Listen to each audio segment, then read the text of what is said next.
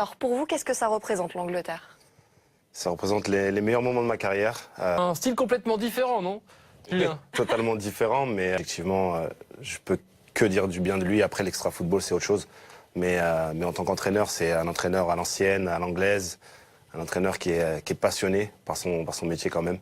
Et je l'apprécie beaucoup. Et sur la piste de danse, il était comment? L'image d'ailleurs de Sam Allardyce sur la piste de danse, pour vous décortiquez son déhanché, c'était en boîte de nuit pour le coup. Votre passage au Real Madrid, Julien, pendant quelques mois. Des moments au top, et franchement, si c'était à refaire, je le referais sans hésiter. Comment vous vivez les ricanements parfois qui accompagnent ce souvenir de votre transfert et votre passage à Madrid?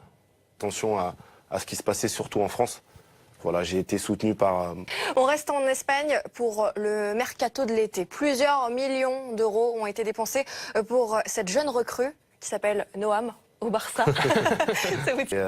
Voilà, c'est la fierté d'un papa. Voilà, j'aime mes enfants plus que sa maman avec mon deuxième vit à Barcelone. Voilà, il avait envie de jouer au foot, de continuer parce qu'il est passé par les Girondins.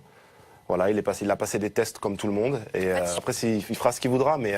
Un but avec le numéro 10. Ouais. D'ailleurs, le numéro 10 laissé par Zinedine Zidane après la Coupe du Monde. Dans ce match. Il y avait un joli but évidemment face à la Bosnie. Donc, David, est-ce que vous pouvez un petit peu nous parler de ces deux villes? Parce que finalement, elles sont très proches, mais différentes en même temps.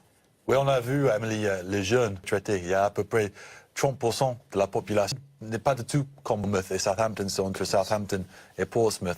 Southampton, c'est un peu à Portsmouth, où il y a une base militaire, même s'il y a de moins en moins de... Vous vouliez nous parler d'un joueur qui a joué dans les deux clubs, à Everton et à Liverpool. Oui, il y a à peu près une trentaine de 90, et Liverpool n'a pas remporté dans le derby pour les deux clubs. Il y a Peter Beardsley,